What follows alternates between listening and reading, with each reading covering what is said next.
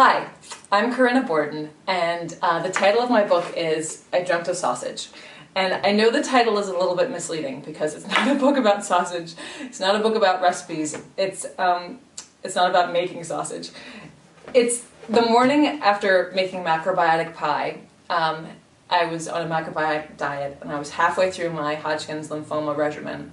I had a dream about eating sausage. And I was 5 a.m., I woke up, and I knew, in my heart of hearts, that I had to write this book, and it had to be called I Dreamt of Sausage.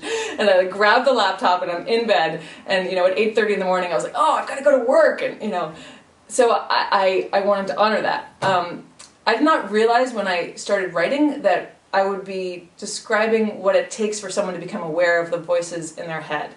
And what do I mean by inner voices in your head? I mean the constant dialogue. The yogis call it the monkey mind. I'm bored, I'm happy, I'm this is boring, she's beautiful, or I want that car, or what are we gonna have for dinner? All those things that sort of are in your head without you doing anything about it.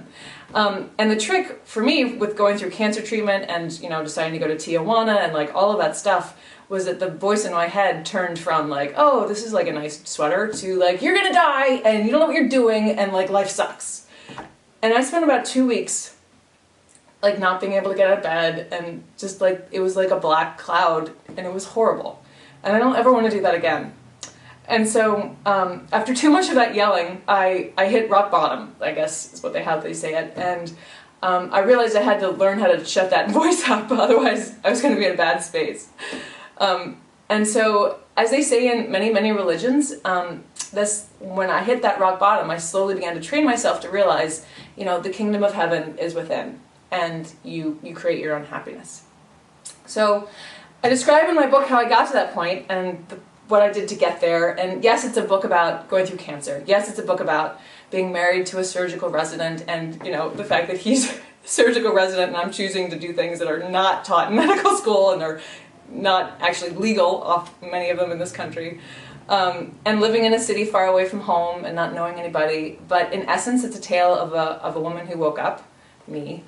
I mean, not all the way woke up, but beginning to wake up, I guess. And I hope that me sharing my tale will help you in your search. Thanks for reading my book.